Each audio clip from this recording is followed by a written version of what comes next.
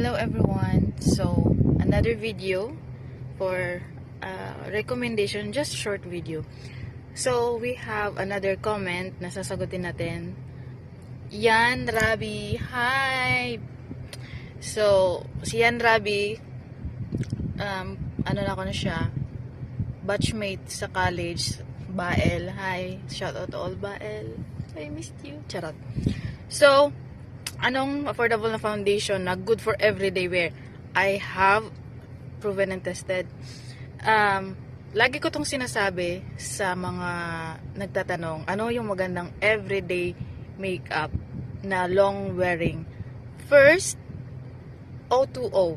Very affordable kasi dito sa Qatar, yung O2O nasa 21 to 20 rial. Pinakamahal na yung 30 rial na O2O. Hi, so this is full face makeup using foundation of O2O, pressed powder O2O with loose powder. Then yung blush on and contour, ibang brand na, yung It brand. Then yung lipstick is from O2O also. So, tingnan natin.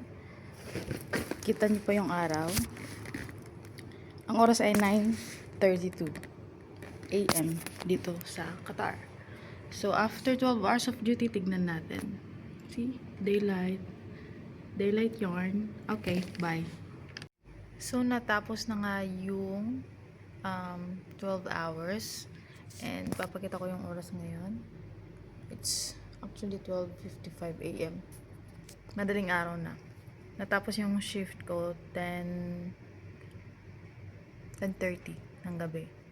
So, yung makeup ko haggard. Hindi ako nag-retouch for 12 hours. Hindi ako nag-retouch. Tapos, pinahid-pahid ko pa yung mukha ko dyan sa unan na yan. So, sadang! Without filter, without any kemi-kemi sa camera, ito siya. After 12 hours, hindi siya pang 12 hours, yung O2O. Pero, sa tanong ni Yan Rabi, anong magandang pang everyday makeup? O2O, maximum 4 hours. Kung maganda kang magdala ng makeup, 5 hours. Kung nasa pagdadala kasi din yan. Yung lipstick, kumain ako eh. So, kumain ako ng mamantika. So, nabura siya.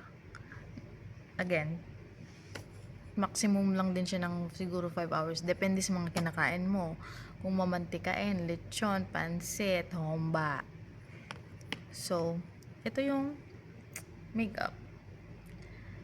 Okay siya for maximum 5 hours. Pero 12 hours, hindi na siya. Hindi na carry be. So, papakita ko yung mga ginamit kong product. O2O for skin prep. Isa lang yung skin prep ko. Porita. Ito yung skin prep ko, O2O. And then, for the foundation, hindi na ako nag-concealer, hindi na ako color correcting. Like I said, iba yung everyday makeup ko sa ginagawa kong professional makeup sa mga clients ko, okay? So, diretso na ako foundation. Wala nang concealer, wala nang keme-keme, wala akong oras. Kumbaga. So, ito yung foundation ko, O2O. Maganda siya. And, you know, manipis lang yung layer na ginagamit ko sa gamit to. Ganun lang. Direct application ba, wala nang brush. Tapos, ginamit ko siyang ganitong brush para ma-spread, and then beauty blender. So, after that, pinatungan ko na siya agad ng ito yung press powder nila. Yan. So, maganda yung press powder nila kahit hindi ka mag-retouch. Pero depende yan sa skin type mo kung masyado kang oily. Kung extra oily ka, I suggest Maybelline Fit Me. Yung Maybelline Fit Me tinted sunscreen. Okay din yun pang everyday makeup. As in, okay siya.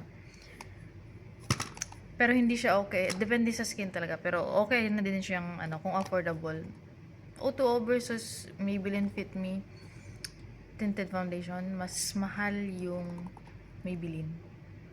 Mas mura yung O2O. Mura yung hinahanap ni Yan Rabi. Tsaka ng karamihan, mura na maganda pang everyday, O2O na. Then for the loose powder, ang dami kong dada.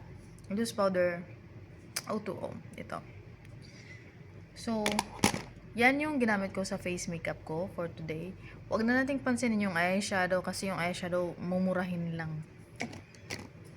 Then for the lipstick, dalawang lipstick gamit ko. Saan na yun?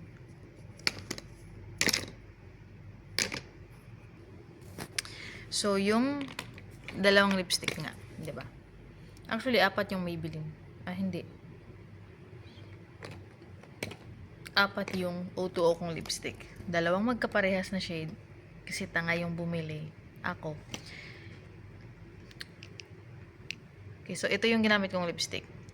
Yung long wearing nilang liquid lipstick shade number 3. Okay, shade number 3 yan ha. And then yung pang ibabaw ko na pang blend din is si shade M21. So, alam niyo bakit dalawa yung lipstick na ginagamit ko? Kasi, naiingit ako sa mga makeup ng Arab. Kahit hindi kalakihan yung mostly malaki yung lips lang kasi operada. Pero, ito yung ginagamit kong base. Instead na mag lip liner ko, ito yung ginagamit ko. Medyo dark siya na may pagka-brown na liquid matte. Lipstick ng O2O. So, ito yung ginagamit kong una. Then, pinapatungan ko nito. Ng M21. Ang bango. Kasi ang bango. Ang sarap kainin. Ito. Medyo nude to siya. Kaya maganda siyang pangpatong sa dark brown. So, yun yung style lang naman. So, yun yung pang everyday makeup. Maximum 3 to 5 hours. No, 4 to 5 hours. Depende sa pagdadala. Kung maganda ka magdala ng makeup, maingat ka, 5 hours. Pero kung yung yung hindi ka sanay mag-makeup, tatagal siya ng 3 hours maximum. So, yun. Yan, Rabi. Yun yung sagot ko sa katanungan mo. Anong magandang affordable na foundation na pang everyday or anong magandang makeup na pang everyday? Go for O2O. And kung may budget ka, go for Maybelline Fit Me, yung tinted sunscreen, and then kahit mamili ka na lang ng Maybelline Fit Me din na pressed powder. Kasi sa akin lang ha, mas maganda pa rin yung kung ano yung foundation mo, anong brand ng liquid foundation mo, yun din yung brand ng pressed powder mo and ng loose powder. Kasi tatlo yan na pinaka foundation ng mukha mo, ng makeup mo. So, uniform mo na yung brand para yung formulation din hindi nag-iimpati. Alam mo yung nag-iimpati. So, that's all. 12 hours no retouch. Lagpas 12 hours na to na na videohan ko. Wala. Let me know any recommendation sa comment at sisipagin kong mag-video. Okay. Bye.